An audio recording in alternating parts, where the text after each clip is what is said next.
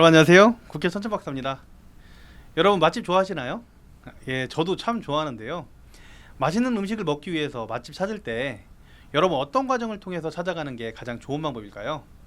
예전에는 입소문을 통해서 찾는 경우가 많았고 맛이 좋으면 지인들에게 같이 가자고 해서 알려서 함께 가곤 했죠.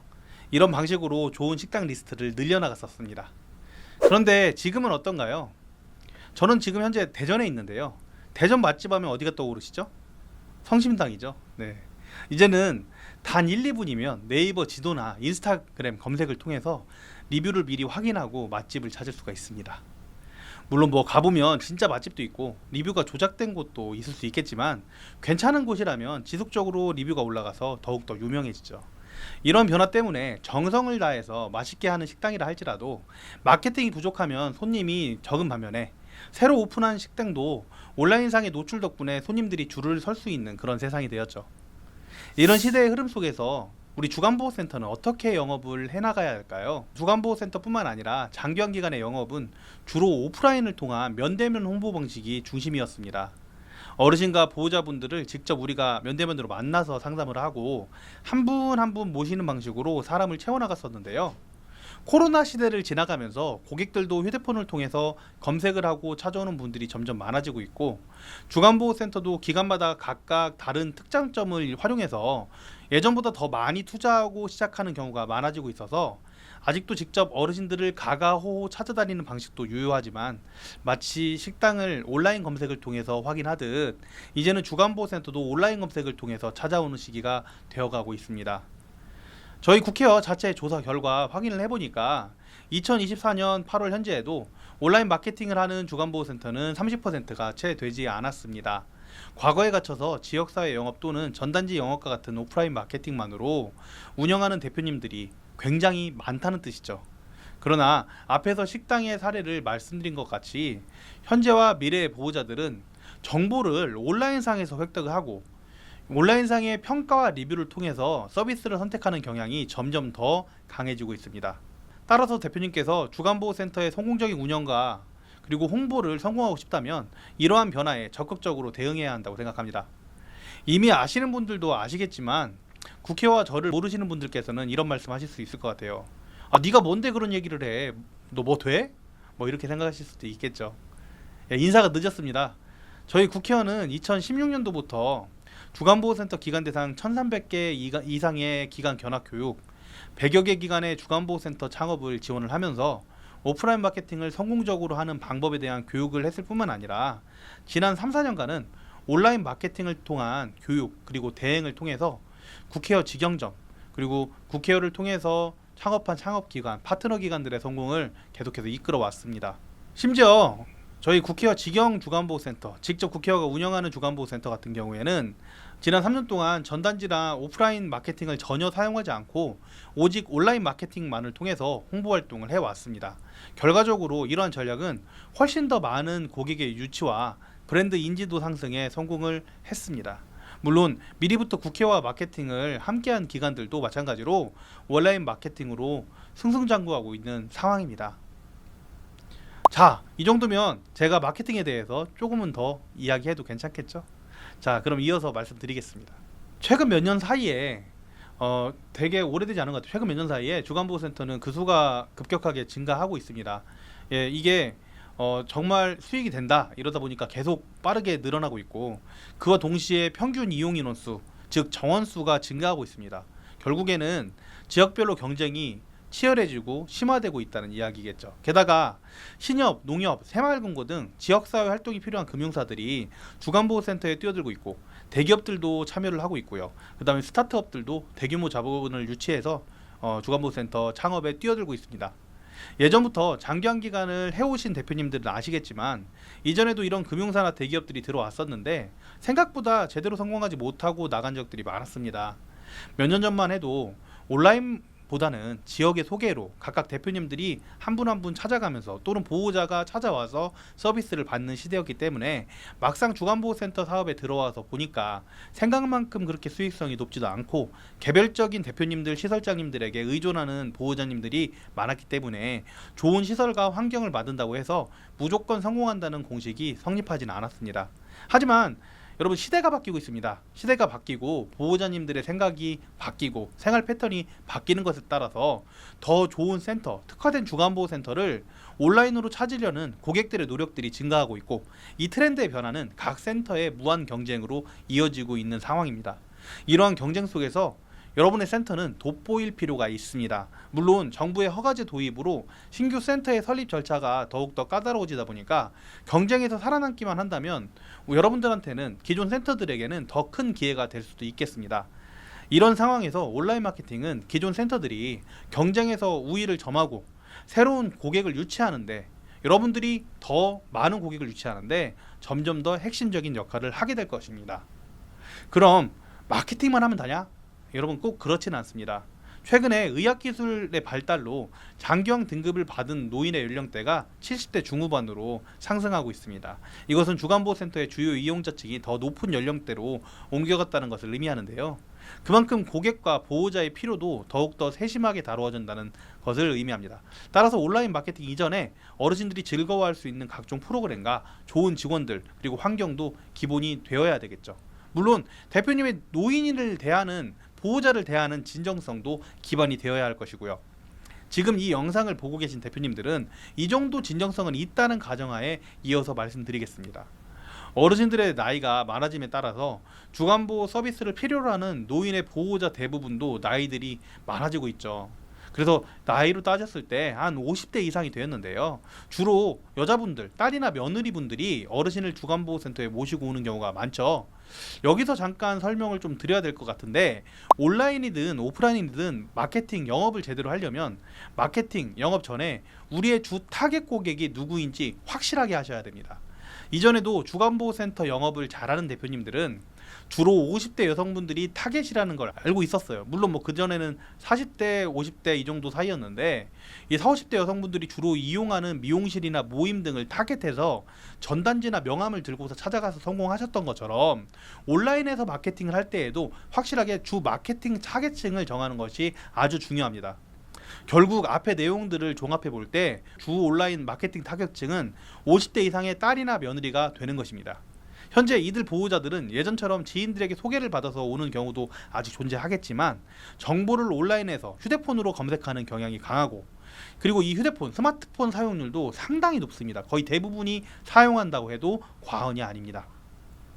그래서 예전과 비교를 했을 때 온라인이라고 하면 PC를 사용해서 검색하는 것이 일반적이었는데, 이제는 50대 이상의 보호자분들도 카카오톡, 네이버, 쿠팡 등을 휴대폰에 활용해서 검색을 하면서 일상적으로 온라인을 통해서 정보를 탐색하고 찾아온다는 의미입니다. 고객층의 변화 과정을 미뤄봤을 때 결국 주간보호센터 산업의 경쟁이 점점 심화되는 가운데, 온라인 마케팅은 대표님의 센터가 이러한 경쟁에서 우위를 점하고 지속가능한 성장을 도모할 수 있는, 아니 생존을 위한 중요한 전략이 될 것입니다. 생각해보면 노인 주간보호센터 이용자가 워낙 연령대가 높고 보호자들도 연령대가 높아서 다른 분야에 비해서 온라인 마케팅 시대가 참 천천히 온 것 같아요. 그런데 이제는 대부분의 보호자들이 온라인을 통해서 모든 것을 검색하고 온라인을 통해서 선택을 하는 시대가 드디어 온 것 같습니다. 다음으로 말씀드릴 부분은 오프라인 마케팅과 가장 다른 점입니다.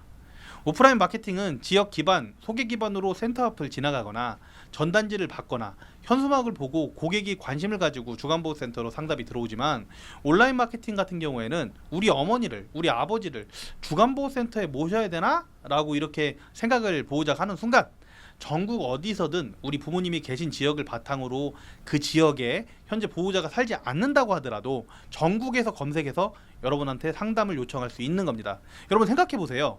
여러분들이 부산 해운대로 놀러 간다고 생각을 해볼게요. 또는 일본으로 우리가 놀러 간다고 한번 생각을 해볼게요.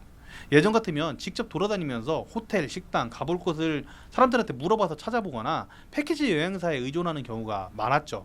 그런데 지금은 지구촌 어디를 가든지 휴대폰 하나면 내가 묵을 숙소, 식당, 가볼 곳을 개별적인 욕구에 따라서 1분, 2분이면 찾을 수 있고 또 찾아가잖아요. 저희가 오프라인 마케팅만 하다가 온라인 마케팅을 하다 보니까 가장 크게 느끼는 점은 전국에서 상담 전화가 온다는 점입니다. 주간보호인데도요. 정말로 예전에 비해서 직접 간판을 보고 찾아오거나 전단지를 보고 오는 분들은 현저하게 줄었고, 미리 약속을 잡고 검색을 충분히 하고 오는 경우, 다 돌아보고 오는 경우가 급격하게 늘어났습니다.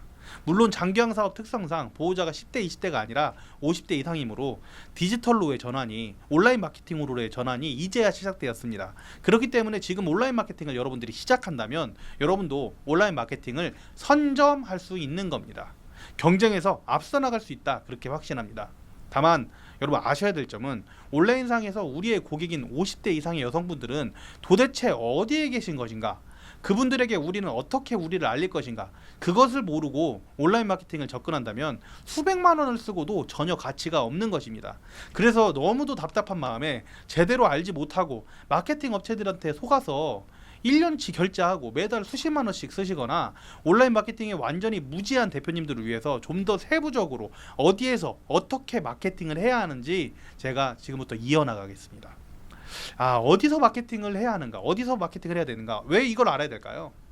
결론만 말씀드리면 우리의 자본과 여러분의 자본과 시간은 한정적이기 때문에 집중을 하지 않으면 쓸데없는데 돈과 시간을 한도 끝도 없이 쓰기 때문입니다. 돈 먹는 하마예요. 너무 온라인 이야기만 한 것 같아서 평소 우리가 잘 아는 오프라인 마케팅부터 짚어보고 온라인과 비교를 한번 해볼게요. 오프라인 마케팅 중에 여러분들 한번 떠오르는 걸 한번 생각해 보세요.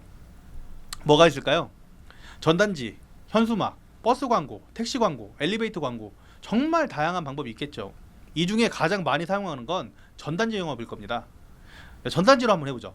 전단지 같은 경우에 일반적으로 4,000장 정도를 프린트하고 배포하는데 이 과정에서 한 4,000장에 한 22만 원 정도가 듭니다. 그런데 이 4,000장이라는 게 많은 양일까요, 여러분? 사실은 큰 아파트 대단지 두세 개 정도만 돌리면 끝나는 양입니다. 두 개도 못 돌리는 경우가 많아요. 더 큰 문제는 이 전단지에 받는 사람 중에 실제로 우리 고객이 될 가능성은 매우 낮다는 점입니다. 통계적으로 이게 확실한데요. 통계적으로 보면 전체 인구 중에 20%가 노인입니다. 그리고 이 중에서 전체 인구 중에 20%니까 5천만 명 중에 1,000만 명이죠. 그리고 이 1,000만 명 중에서 10%만이 등급이 있는 노인입니다. 100만 명, 110만 명이 등급자고요.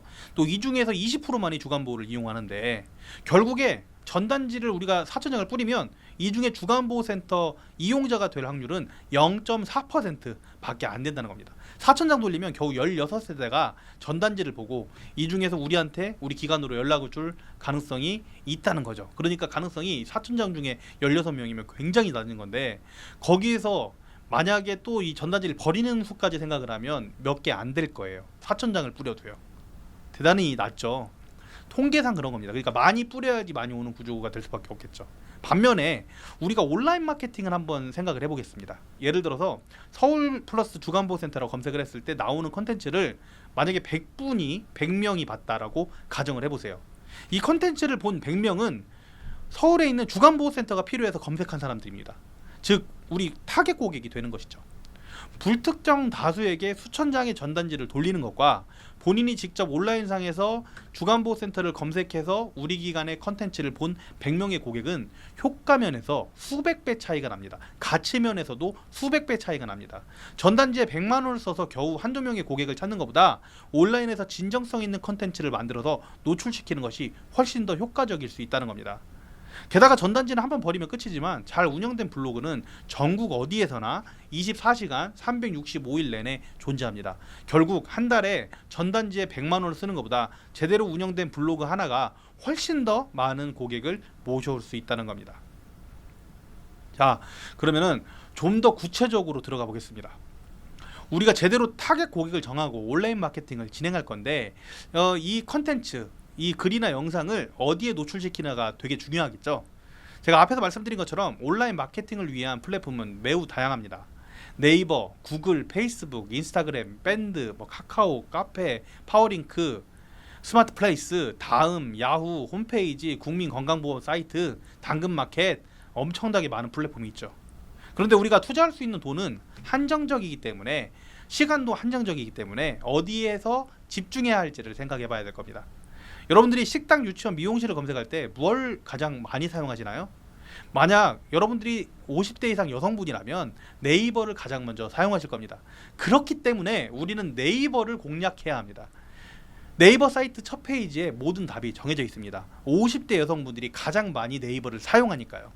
그래서 50대 여성분들이 검색을 했을 때 상위 노출이 돼야 됩니다. 상위 노출이란 검색했을 때 첫 페이지에 뜨는 것을 의미합니다. 몇 등은 중요하잖아요. 첫 페이지에 뜨면 돼요. 자, 그럼 한번 검색을 한번 해보겠습니다. 네이버에 대전 중구 주간보호센터를 검색해 보겠습니다. 맨 상단에 파워링크라는 게 나오죠. 그 다음 플레이스, 그 다음은 인기글, 이렇게 중간에 블로그 글들이 나옵니다. 이 첫 페이지에 나오면 클릭할 가능성이 높죠. 그래서 상위 노출이 중요하다고 말씀드리는 겁니다. 첫 페이지에 이렇게 대전만 치지 마시고 여러분의 지역 플러스 주간보호센터를 검색했을 때 네이버 첫 페이지에 파워링크, 스마트 플레이스, 인기 글, 뭐 블로그 노출되는 것이 가장 최적화된 상태의 온라인 마케팅인 것입니다. 뭐 이왕이면 첫 페이지 한 번뿐만 아니라 3번 이상 노출되는 것이 가장 좋은 온라인 마케팅이겠죠.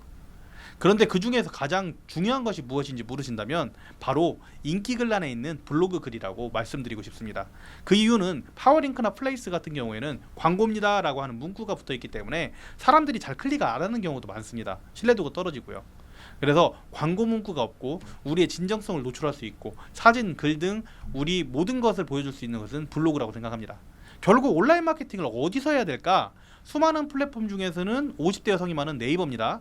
네이버 안에서는 블로그를 해야 한다는 것입니다. 야, 굉장히 길어지고 있죠. 그래서 너무 길어지는 것 같아서 1강은 여기서 마무리하도록 하겠습니다. 우리가 어디서 마케팅 해야 되는지는 충분히 이해가 되셨을 거라고 생각을 합니다. 끝까지 보신 분들 이거 이해되셨으면 다음 강의로 넘어가셔도 됩니다. 끝까지 경청해 주셔서 감사드립니다. 다음 강의에서 뵙겠습니다. 저는 국회의원 천천박사였습니다. 안녕히 계세요.